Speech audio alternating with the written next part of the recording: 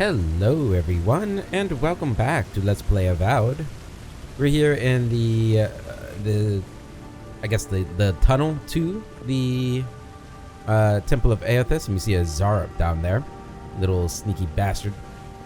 And last time we talked to, is he still here? No, there was a dude here we finished last episode talking to, who told us a bit. Now it's been a while since I played because I actually went out of town for a little bit. Went to Washington, D.C. on a field trip. So I've been out of town for 5 or 6 days. Seems like a good kid. Glad we could give him a hand. Maybe one of Juliana's girls will too. He's gonna have a hard time getting out of here, but at least we gave him a fighting chance. So, the kid said the expedition team went deeper, looking for the Oracle. I imagine the Oracle has something to do with that creepy statue we saw before. Maybe we should take a look. Alright, well that was actually very convenient that they just recapped what happened. Alright, we got a little secret passage here. Some animancy stuff, it looks like. What do we got in here? Alright, just some basic shit. A history of the Living Lands 1. Origin. The Living Lands do not exist. But certainly there is an island. Certainly there are valleys, there are rivers, lakes, and mountains. There are trees and fungi in abundance. Taken together, do these not constitute the Living Lands? I will concede that they constitute the description of a continent, that this continent lies north of the equator, and that this continent is equidistant from Adir and Rawatai. I will concede that this continent is real so long as you and I walk upon it. We call this island the Living Lands, but the Living Lands is merely a descriptor of its attributes. A list of attributes does not, alone, make up a place. I believe that for a place to become real, it must have a name. For a name to be real, it must have a history. History confers meaning, and meaning is given to a name by its namer. But the Living Lands cannot be this island's name because I have traveled its breadth, climbed its peaks, and delved its countless depths, and I have discovered that the Living Lands has no namer at all. Unless the words we use to describe this continent, the Living Lands, were given to us by the godless, unless these words have a meaning only they could comprehend, unless these words have a history only they could know, and the thisness of this place was lost with them. Not entirely certain I agree with that. But then again, I never wrote a book, so maybe I should just watch my mouth, huh? Okay.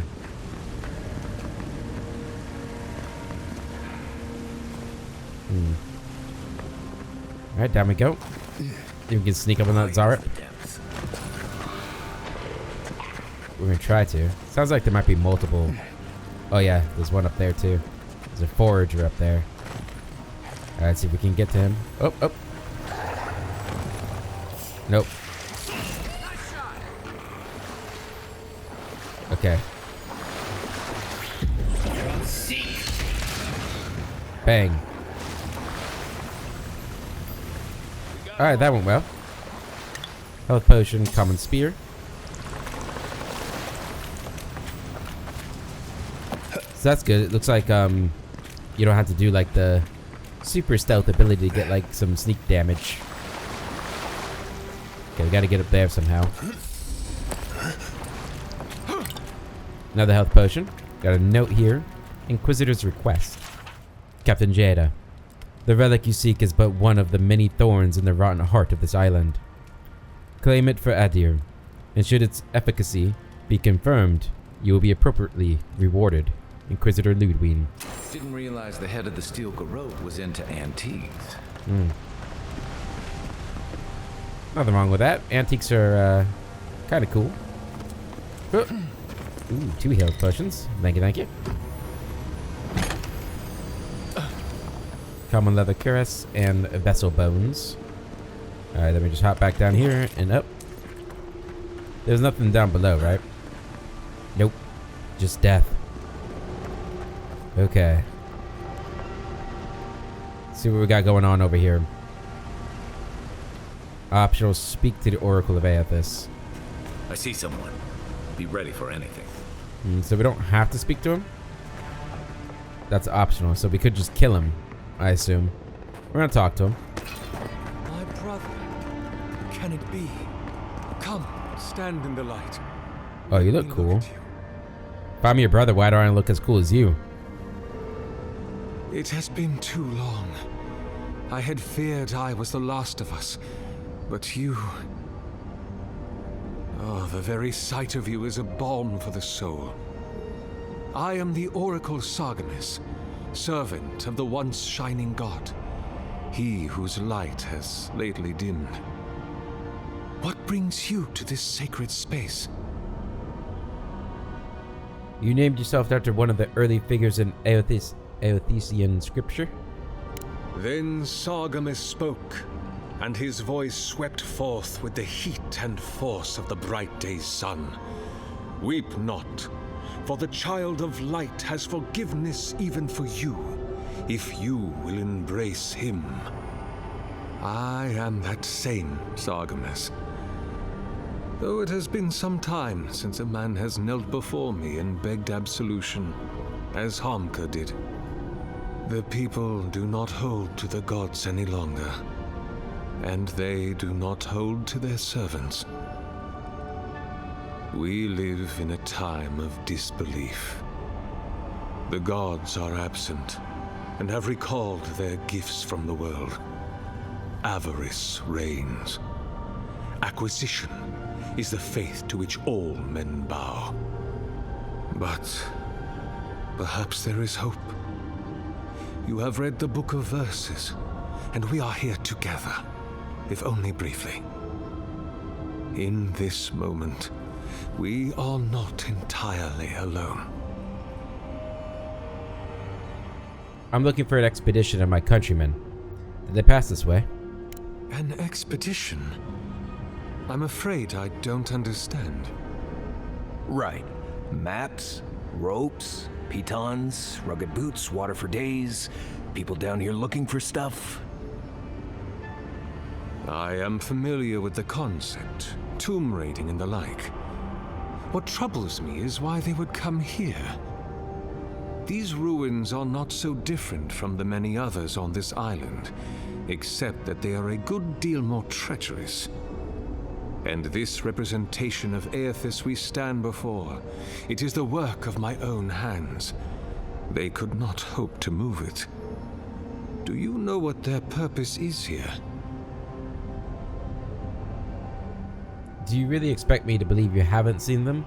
There's only one way through this place. It's a reasonable question, I'll grant you. You must understand, this place has seen so few visitors for so long that I often retreat into my private quarters. To read, you understand, or pray, or sleep. I don't trust you. Age has made me slow. I tire easily. I sleep now more hours than I wake. They could have already come and gone, and I would be none the wiser. In any case, you haven't told me what it was they searched for. Or do you not know?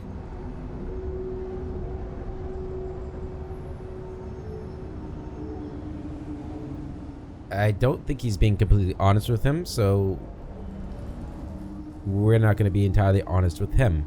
I have no idea. That is a shame. Without knowing more, I'm afraid I cannot help you. Although, perhaps you might assist me with something. Right. Here. You see, What? this construction beside us is no mere statue, but a reliquary I have built to house the splinter of Aethys in its appropriate grandeur. It is nearly complete, and ready for the splinter to be interred. But I can no longer reach the relic on my own. The path to the relic has fallen to ruin. Some sections are flooded, and others are infested with all manner of creatures. Return it to me, and who knows, perhaps you will meet your expedition along the way.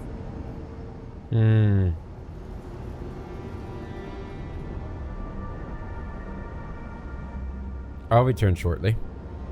I am most grateful.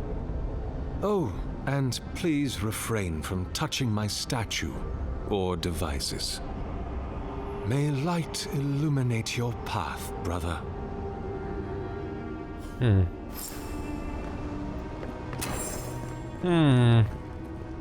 Oh no, man. He's hiding something from us. Or not telling us the whole truth, one or the other. I guess that's kind of the same thing. And we got an elevator up here. He said not to touch his stuff, but... Oh! This goes to Dawnshore. Oh, little shortcut.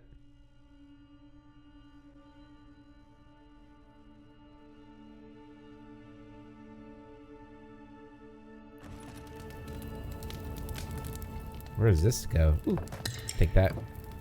Unspent ability points. Oh, we leveled up? When did we level up? What the heck?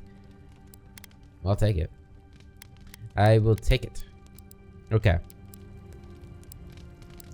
So, man.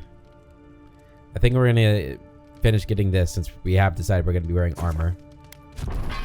So we'll have that finally. And that's it. Okay. Wait. Did I need to go here? No. Did I just forget to use a point? What did I do? Did we get... I know there was like a big update. Or I don't know how big it was. There was an update. Is this his private quarters?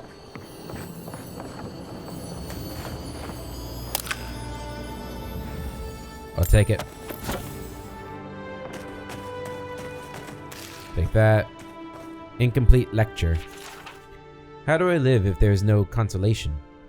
When he left the world, I was emptied of divinity. I'm a slave now to the desire for it. I am unmoored from space and time. I'm a body persisting until it is gone. Nothing. Is that what he wanted me to become? Alright, I feel like that's a bigger clue that he might have... Damn, the music. That's really swelling. It's beautiful. I'm taking it in. A very good farmer.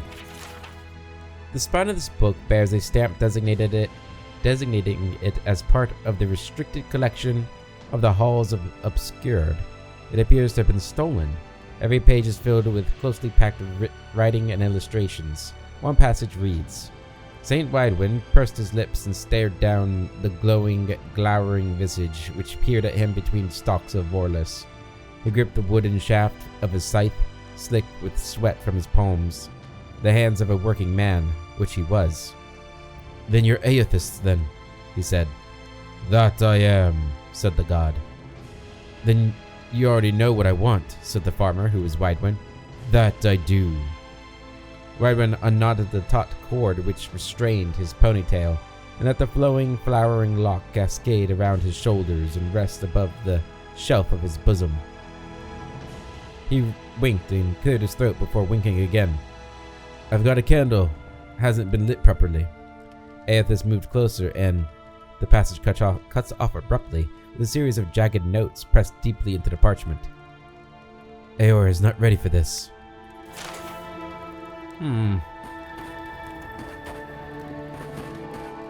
Interesting. Okay.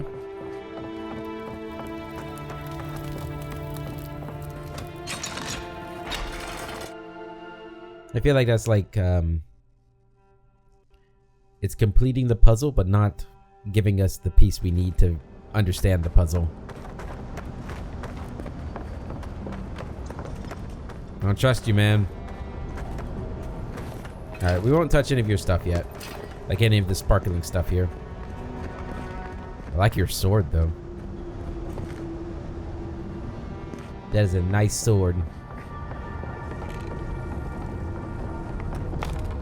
Just gonna take a look around. I won't touch anything, I promise. Ooh, I want to touch that. Aethys, huh? Looking a little worse for wear, buddy. Oh, his journal. 2828 Priestu. Or Priestu? He's gone, but he's still with me. What form should a reliquary take that is fit to hold the splinter? Were I in high crown still, I would petition the church for ivory, gems, and gold. For this remnant of his holy body is worth all the wealth of the empire and more. Being as I am sequestered here, I will make do, instead, with the wealth of the land. Granite from the tallest peaks, clay from the fertile riverbeds, and trunks from the most aged trees. I must work without ceasing until it is done. The memory of my lord cannot endure a delay. 2828 Taristu. He is beginning to take shape. I thought at first a sanctuary would be appropriate, a temple within this temple of the godless. But when I prayed over my plans for the building's construction, I received a vision of Aethys' Titan as it had existed in its time.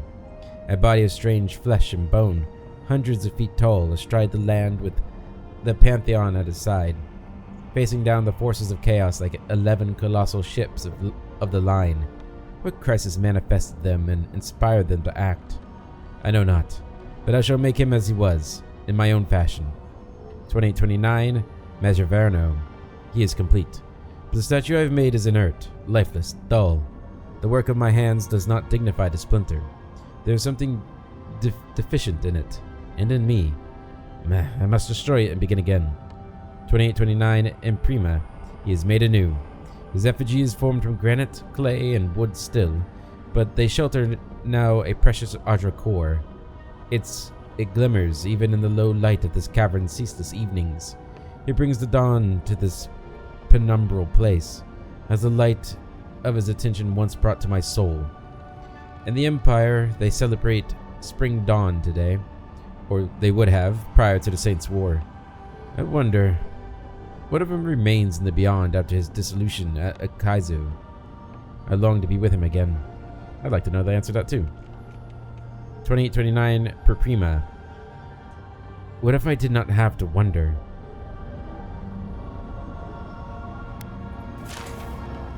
Oh, I thought that was Sargamis coming up. Got a little nervous there. Ooh. What else we got going on over here? Ooh. Electric lily seed.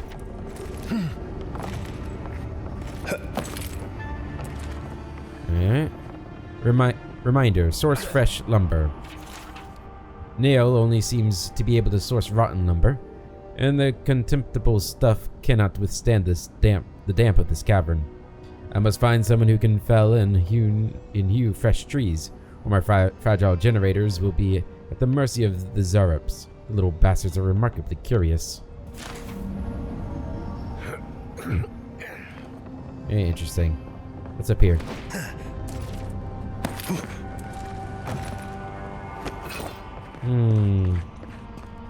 Oh.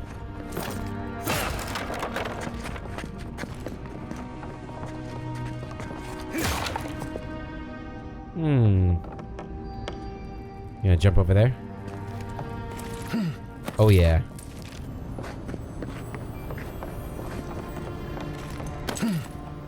Man, this goes a lot further than I thought. Hello, hello. A History of the Living Lands 2. Lacuna. What are we to make of the absence of the Ingwithans from the Living Lands? I think often of the hundreds of years I spent in the Eastern Reaches. In all my time there, never once were the ruins of Ingwith out of my sight. A trio of their standing stones loomed from the peak of a nearby hill through my bedroom window, and the long shadows of their machines fell every day over my church. The roads we trod were their roads, and the walls that divided up our lands were their walls. Their temples became our markets. Our fields were littered with their tools. No mountain, nor river, nor forest could stop their building, and with their technology they mastered the world. The Ingwithans laid the foundation of Iora. We, the living, are merely the skin atop their bones. But they never made it to the Living Lands. How could that be so? Perhaps the Living Lands hadn't emerged yet? Do we have records of them knowing about it? Or maybe there's something here that terrified them. I don't know if either one of those possibilities is a good thing. Alright, let's go down here.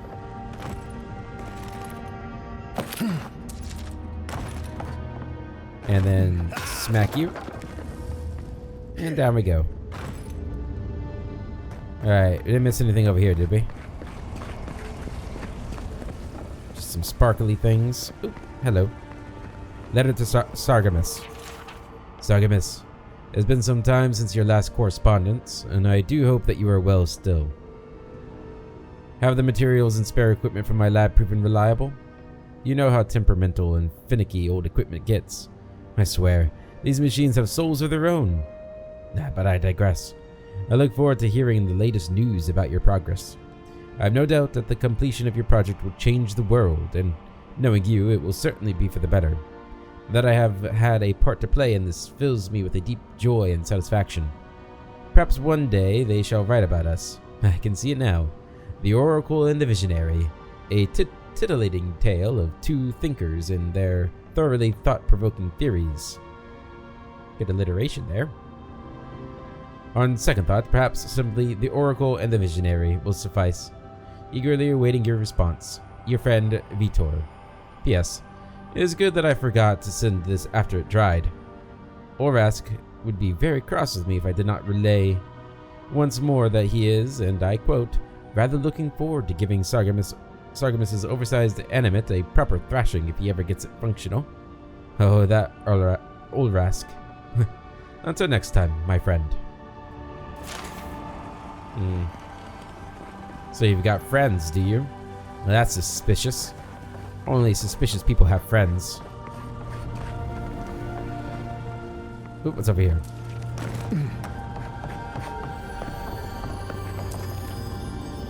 Aha!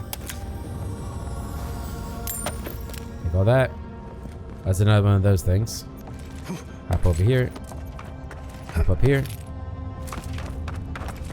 Ah, okay. Alright, let's keep moving. Find this expedition. Bard. Well, we don't like that. But that looks like the way to the relic. What do we see over there? Is that another Zarep? Probably. That's pretty. This reminds me of the Stranglehold. But how is anything this big growing all the way down here? We'll have to swim through the root tunnel to get through here. Alright.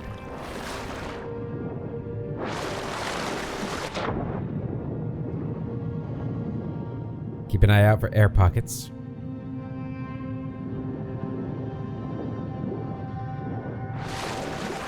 Okay. Anything down here? Oh yeah. This clay tablet is inscribed with a flowing vertical script in a language you've never seen before. Yolahiziza Yazuha Lu Yediz Vagita Migali Head Sayapi Pai and Witten Kegid Yulgapa Pubi.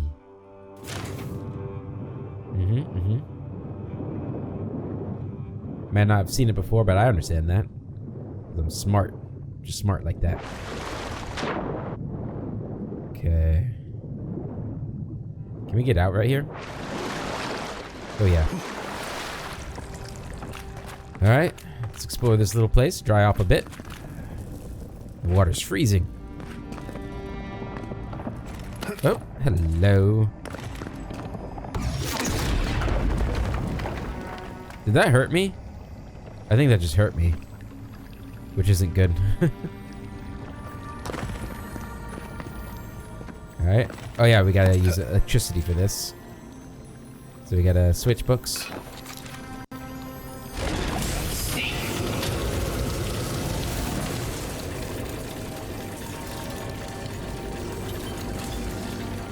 One of those gotta be on a timer. Ooh.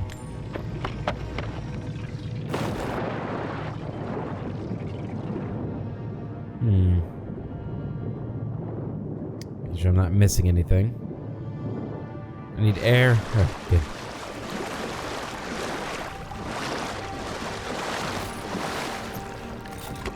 Okay. I'm not really sure what that did.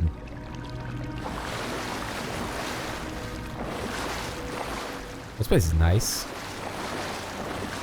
It's a little less nice down there. Got spiders. Waterlogged book. The writing in this tome is dense and spidery, and it advances across the page at a sprint, as if its author's pen had been enchanted with a spell for celerity. Whatever muse ensorcelled it will never be revealed, however, for the book's fragile pages swiftly disintegrate in your hands. That's a shame. Got a lot of books here. Keep quiet. Satya. Never shut up. See. What you got? Whoa! Nice. That worked out pretty well. We make a good squad. Good squad. Okay, we got more reading to do. Oh my god, we got so much reading to do. Get ready, guys. Choose stories from the living lands.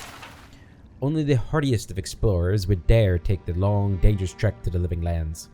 While there is no denying its beauty, the diversity of plant life alone is an herbologist's dream.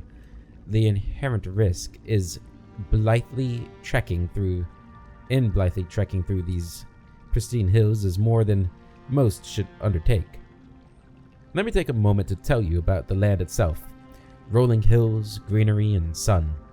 The whole area feels like a succession of hills and valleys, each with its own ecosystem.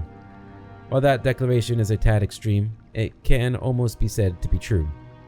The combination of sun, geographical location, proximity to fresh water, valley depth, and the existence of hot springs have given the living lands a wide breadth of flora and fauna. Walking down a hillside into a valley and you will find lush, verdant hills. Climb the next rise and you might see nothing but rock and boiling mineral springs. And the creatures. In my travels, I've seen it all, and this place never ceases to amaze me. Trolls. I will never forget my encounter with the troll of the living lands. I had just narrowly avoided being consumed by a giant plant, more on that later, and was running as fast as I could to get away from it. I broke the crest of the hill, and the valley below me was wide, green and wet, and covered with low, thick-branched trees. Vines grew everywhere. Between the trees, across the tops of them, under and down toward the ground, it is as a mess of vine and green. Cautiously, I worked my way down toward the basin, keeping an eye out for anything suspicious. And it's a good thing I did so. I noticed not all the trees appeared to be trees. I froze, dropping to the ground in an effort to minimize my appearance. One of the trees moved, lumbering slowly away from the cluster. It's then that I realized it was a troll, stepping out from among the group of trees it had been resting against. With a few more steps, I would have walked right into their home. The camouflage these trolls exhibited far exceed any I had ever seen before. I hope to return again in the future and observe them more. Insects. Well, I have never seen them. I have read reports of giant insects in the living lands. Centipedes, flies, mosquitoes, and hornets, all 10 times the size you would see them elsewhere. Imagine making camp. You've just gotten everything set up. There's a nice fire going next to your shelter. Something is gently simmering in the cooking pot. You sit down, finally feeling like you can relax after a trying day. You feel a tickling at your feet, incessant and prolonged.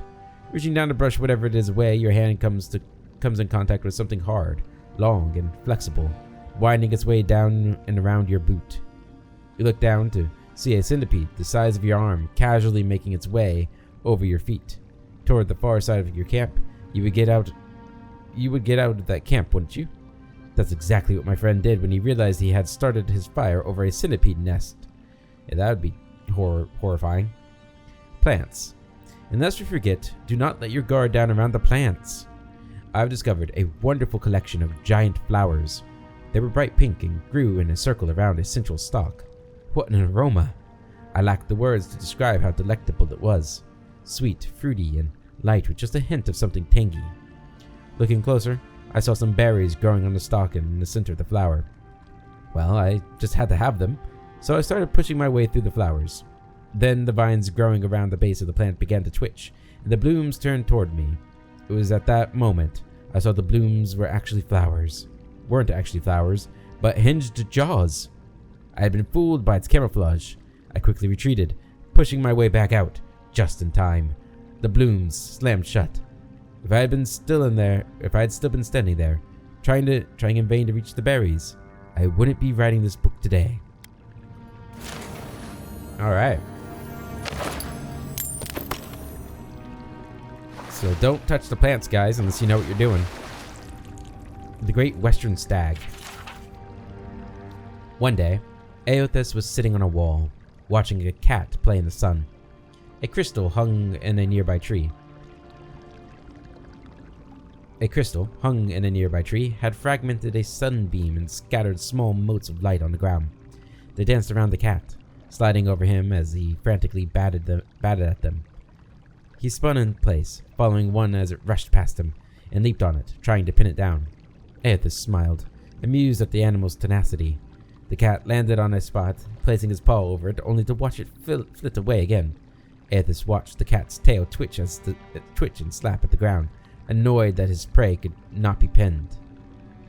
"Why must you tease him?" a voice from behind him, accompanied by the crunch of sandal and gravel. "I merely bring the dawn," Aothus responded. "I don't stoke the hunter's heart. That's your responsibility, isn't it?" "True," said a second voice, "but neither do you quell it. If the hunter could not see his prey, would he still hunt?" "So philosophical, Hylia," Aothus said, and turned to greet the two gods that approached him. "Have you come to debate the parallel between sight and desire?" He gestured to the wall, inviting Hylia and Galawain to join him.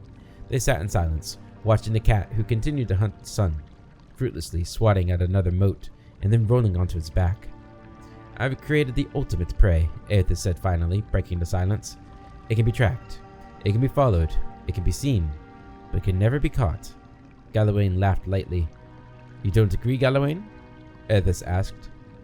"Well, it's true that your creation is elusive. It hardly can be considered the ultimate prey because it never can be caught." He paused, his brow furrowed in thought.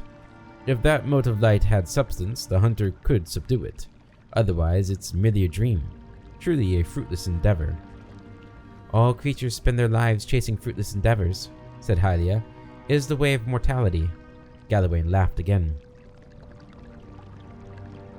"I could create a creature, a living creature of flesh and blood, that could never be caught. I make your dream reality." Now it was Aothus' turn to laugh. "You propose turning a fruitless dream into a fruitless reality? How is this any better? A life spent in the pursuit of an attainable goal far exceeds any other." "But you just said no one could catch this creature. This is not attainable." Galawain smiled. "Humanity has surprised us before. Indeed, it could surprise us again. I will create a great white stag, and I will set it free in the world.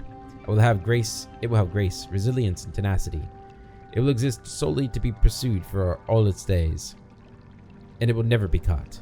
It will serve to inspire the hunt for generations to come.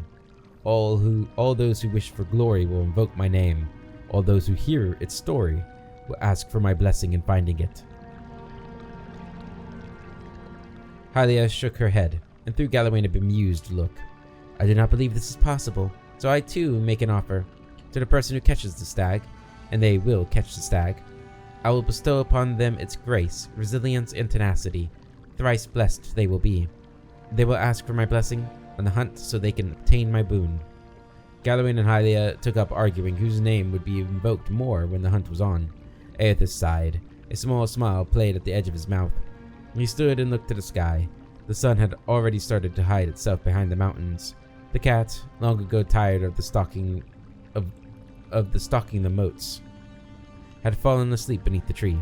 He turned and looked again at the other gods, deep in debate, and sighed again. "I merely bring the dawn," he repeated, as he made his way down the path. "It is up to you to see what I reveal."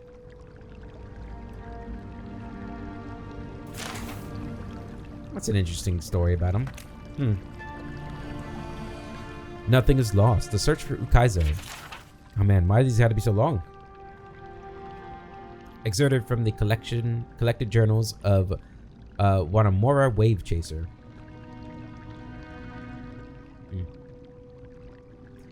The Ranga's men came to collect my portion of prize share this morning, and I had nothing to give them again.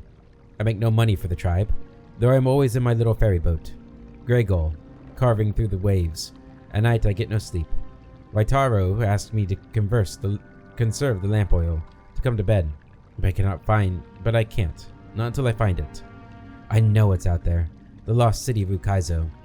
On every chart and map of the Deadfire I've found, whether Huana, Valian, or Raotean, there is a gap, an empty space where so much of our history should be. Did it burn to ash and cinders in the cataclysm? Did it sink below the waves? Does Ngati clutch it to her breast at the bottom of the sea?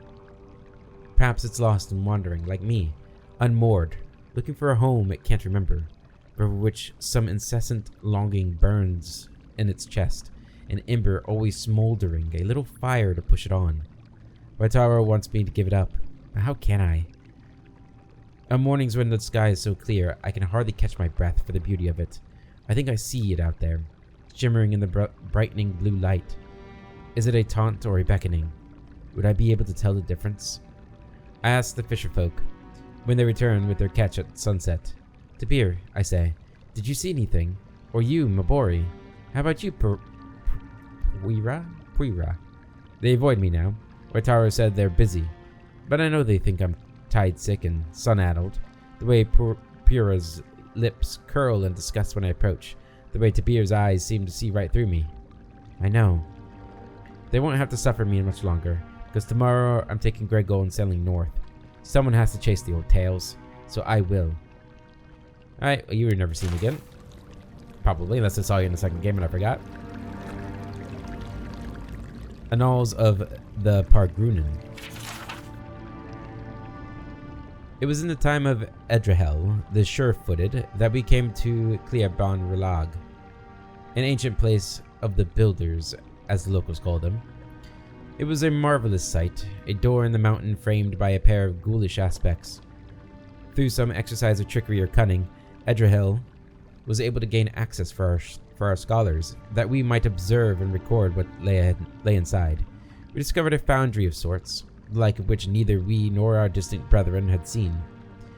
Though through careful observation, we surmised that the ancients had used this place to extract souls and transfer them to suits of armor. Delicate and challenging work, yet the scale they had achieved left us humbled and astounded. Perhaps most remarkable were the golems, living suits of armor powered by essence. We lost 2 of our fellows when the creatures caught us unawares, but once we'd subdued them, they proved quite fascinating.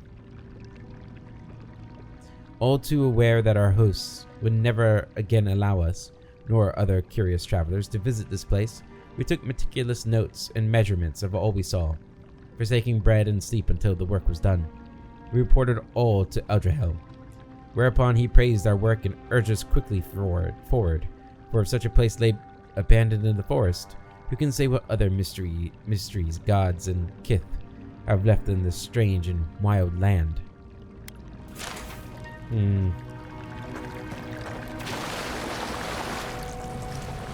Alright, Lengrath. Whomever copied this work appears to have been in a great hurry, as if they feared being caught. The gods strip us of who we are on every turn about the wheel, mercilessly shaving off all we've learned with their divine laths? I don't know. We retained a pale shadow of our souls, but knowledge, memory, self, all of it is cut away. Do the gods fear we might someday rival their strength if they do not? The trees of Glenfath possess souls as strong as any kith, and their entangled roots extend for miles. But dig beneath any of them, follow those roots, and you'll see. They don't end, but lead to a neighbor. They're many souls sharing one body. Why shouldn't willing kith be able to do the same? A limb may be grafted from one tree to the trunk of another, and in time they'll bear sweeter fruit together than either might have alone. Mightn't it be possible, then, to graft a scion soul to the rootstock of a willing kith? The souls would fracture, wouldn't fracture, but coalesce. They grow stronger together. The gods see fractured souls, but they don't care for them.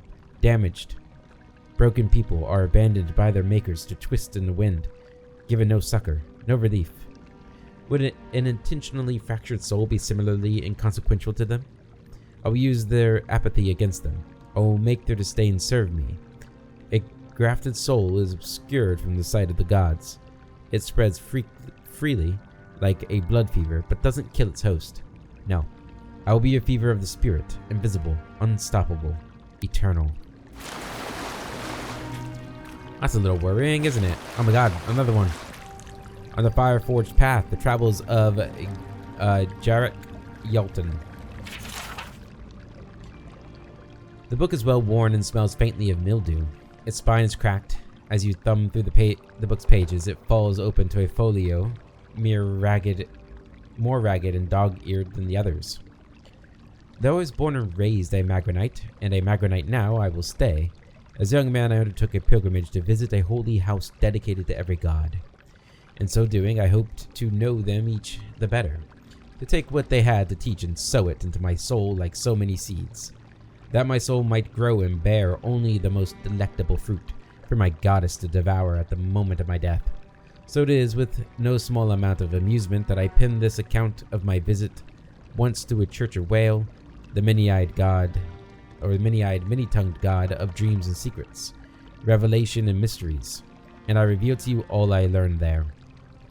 The challenge first came in finding adherents to Whale's doctrine, for they are not often ones to announce their presence, preferring instead to build their flock from the solitary seekers who delve through the ancient ruins and ruined archives in search of the strange, the bizarre, the forgotten. But persistence is my goddess's first teaching, and find them I did. The Whalites' Nekatakan congregation was small then, as it likely remains now, on the morning I stumbled upon them. They were lounging like so many cats in the sun on the steps above Queen's Berth, sharing between them a bottle of arak and pipes packed with white leaf and rippled sponge. I knew them for Whalites, not for any badge or robe or trinket they wore, not for their race or age, but for the ardor of their debate on the most benign of topics.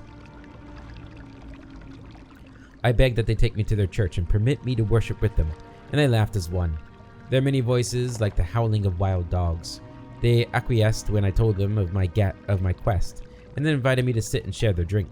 I did, and as the arak burned a trail of fire down my throat, they showed me the dimensions of their hall of worship. The stairs were their pews, they said, the blue sky their ceiling, and their walls the edges of the world. All of creation sits within its bounds. As morning neared midday, they stood as one and began to climb the mountain. "Where do you go now?" I asked. "To worship," they replied. A great wave of relief washed over me, for at last I would have my lesson from them. We climbed the many steps of Nekataka and arrived at last in the sacred stair. "Where's your temple?" I asked, and in response they whooped like children, rushing past me in a squall of smoke and laughter. I followed as best I could, though I wet my good slippers in a stream and could hardly keep my feet on the moss-slick stones. And we surged boggy-footed and hollering into the temple of Gon. To worship, they cried. We shoved past Dawn Stars, bent in praise of their macabre god, laughing all the while, and came to stand before a leafless tree whose boughs were hung in lanterns too numerous to count. I had nary a moment to catch my breath before the Whalites were clambering into the great tree's branches. A young man pulled me up with one hand and handed me a pipe with the others. The priests of Guan screeched and wailed, and all the while we squawked like birds, our smiles wide and eyes alight with the arak and lantern fire. The Mataru came soon after, to chase us away, but not before we'd done our share of singing to the many-tongued god of dreams. Would that I could have stayed with them a while longer, but alas, I could not deny my soul its journey, nor the whispers of my goddess in my ear. I took again to the road in search of churches, but I must admit, ever after, I longed always after that tree.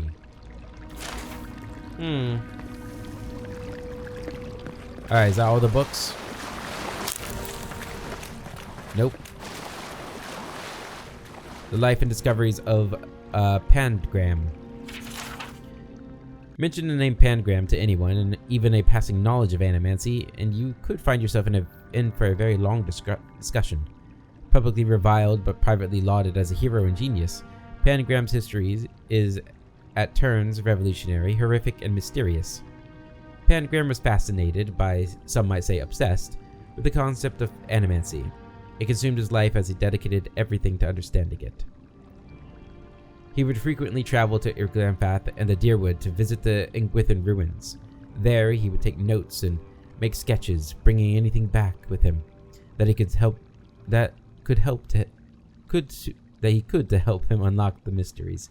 After years of study, Pangram had reached the point where he could no longer conduct research on his own, and he took on an assistant, Helig of Thane. Soon Helig was making trips to Irglanfath, a Pangram stead, gathering knowledge while Pangram stayed behind to experiment. This partnership quickly bore fruit, and Pangram made a breakthrough, one that would irrevocably change his life and the general attitude about animancy forever. When the specifics of his experimentation while the specifics will never be truly known, the rumor and stories that still circulate tell that he had sent out inquiries asking for live subjects for help with a dangerous experiment that might change their life, or might end it. Those who were already dying were especially encouraged to apply. Response was overwhelming, and Pangram had his pick of numerous willing bodies. That is when he had his breakthrough. He discovered a way to fix a soul, anchoring it to its body so it couldn't leave at death. He had discovered eternal life. His research and life's work had resulted in the greatest single discovery that animancy could ever hope for. His findings were published and quickly spread through Valia and beyond, while some groups, that Wodica Church, for example, decried his work as nothing more than blasphemy and heresy. Many put it to practice. Everyone wanted the chance at immortality. But everything comes with a cost. It quickly became apparent that simply restraining the soul while keeping the person technically alive was doing nothing for the body, which continued to decay. Devolving and warping the soul now trapped inside it, the creature it created were dangerous, carnivorous beasts that killed brutally and indiscriminately. The backlash was ruthless. The practice of Pangram's discoveries was outlawed. His works were collected and burned. He and Helig were branded heretics, and hunted, chased from town to town until Pangram simply vanished. Helig was tracked down, captured, and brought to trial for the atrocities committed against Valia and its people. The trial was abruptly or barely more than a formality to bring charges against him, as everyone knew what hand he had played in the disaster. He was sent to prison for years, but eventually released once public outrage died down. Not long after his parole, he disappeared as well. Occasionally, talk surfaces about a copy of Pangram's theorems that has been found, untouched by the purging flames that destroyed its brothers. These rumors seldom end up being more than that. Many groups and wealthy individuals have formed sending out a call to anyone who will listen, finding us a copy of the theorems. They offer gold, jewels, status, anything they can to entice adventurers to help them achieve their goals. For there are those who would give anything for a chance at immortality, even become a monster.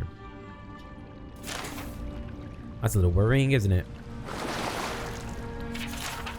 This drawing details plans for the creation of a large statue powered by essence. The essence is intended to be injected into the statue by an array of animatic devices. Where such a vast stone of essence might come from, and what a statue could do with it, it's unclear.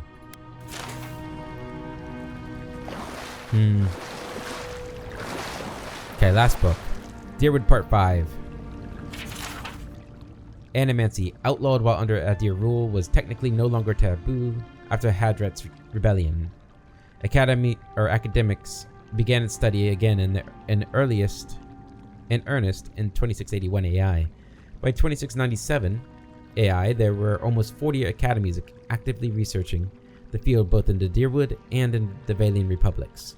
Even though no significant results had been discovered, a tragic breakthrough of sorts happened in 2704.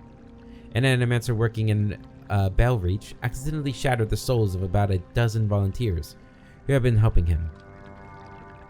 In retaliation for the deaths, the citizens of the area stormed his house and killed him. The Earl of the region, not wanting to waste resources or anger the locals any more than they already were, did nothing to find the head of the vigilante mob. But neither did he outlaw animancy. To ensure their own safety, most animancers moved from the rural areas, where they were studied and settled in Defiance Bay. Many of them choosing the emerging and wealthy district of Brackenbury as their new home of operations. While there were still a few breakthroughs and the study of animancy continued for the next 24 years, it quickly slowed as it became cost prohibitive, and complicated the more people learned about it. Most animancers couldn't afford to continue research without the support of donations or gifts from wealthy individuals and organizations. In 2737 AI, some animancers, desperate to continue their studies and seeing no other means of furthering their research, entered the forbidden ruins of Irglanfath to further their research. They discovered some such sites had strange artifacts that seemed to bear affinity to soul essence, and began to prod at the device for further insight. Even with continued research, they were unable to tell what they had discovered. Eventually, they were found out by the Glanfathans, who captured some of them, demanding they be punished for their crimes. The Deerwood authorities, in order to maintain their treaties and keep the peace, had no choice. They allowed the animancers to be executed according to Glanfathan traditions. This led the Duke to make an additional proclamation. The study and practice of animancy on or even near the sacred Glanfathan sites would be punishable by death. In 2780, in order to solidify relations with the Glanfathans, the Deerwooden government allowed some animancers to begin training in experiments in conjunction with Glanfathan mind hunters, their native ciphers. This was an exchange of information. The animancers documented the secrets of the mind hunter's powers. The mind hunter learned new techniques for concentration, which assisted them in taking their power to a level no Glanfathan had ever had before. The ciphers, no longer wary of the animancers' intentions, trusted them to such a level that they convinced the Glanfathans to give some animancers limited access to some of their training sites where the Glanfathans practiced.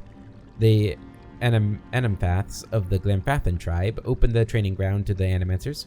They were not allowed inside, as this was still strictly forbidden, but the general allowances by the Glanfathans were now seen as a breakthrough in relations with the Deerwooden and Irglanfaths. Over the next 8 years, the animancers' research would continue unimpeded. With the exception of some minor squabbles, there has been no major strife between the two groups for almost 120 years since. Alright, guys. I think I'm actually going to end the episode here.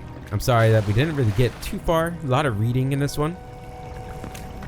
But I don't want to rush this, the rest of this dungeon. So we're going to end it here. In the next episode, we'll see what's going on with the expedition and what this relic's about. Until then, I hope you all have a wonderful day, and I'll catch you later.